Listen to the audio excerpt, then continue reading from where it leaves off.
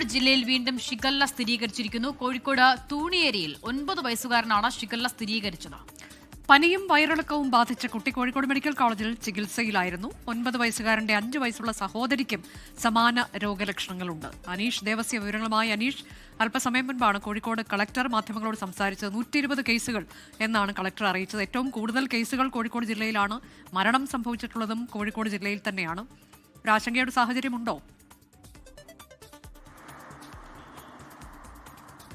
Anuja, Kozhikode തൂണേരിയിലാണ് 9 വയസ്സുകാരന് shigella സ്ഥിരീകരിച്ചിരിക്കുന്നത്. ഈ കുട്ടിക്ക് പനിയും വയറിളക്കത്തെ തുടർന്ന് കോഴിക്കോട് മെഡിക്കൽ കോളേജ് ആശുപത്രിയിൽ ചികിത്സയിലായിരുന്നു. ഈ രോഗം ഭേദമായതിനെ തുടർന്ന് കുട്ടി വീട്ടിലെത്തിയപ്പോഴാണ് ഈ പരിശോധനാ ഫലം ഷിഗല്ലയാണെന്ന് സ്ഥിരീകരിച്ചിരിക്കുന്നത്.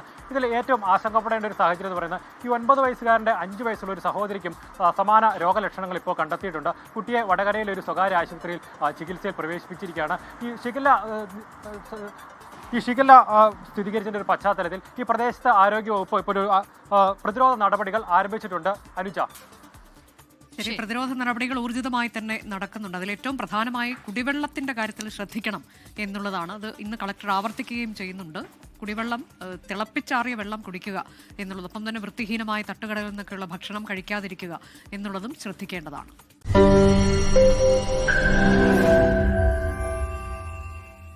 ലോകത്തെവിടെയായാലും ഏത് സമയത്തും 24 വാർത്തകളും ഓഗ്മെന്റഡ് റിയാലിറ്റി പാക്കേജുകളും എക്സ്പ്ലെയിനറുകളും വിശദമായി കാണാൻ ഞങ്ങളുടെ യൂട്യൂബ് ചാനൽ നിങ്ങൾക്ക് സബ്സ്ക്രൈബ് ചെയ്യാം.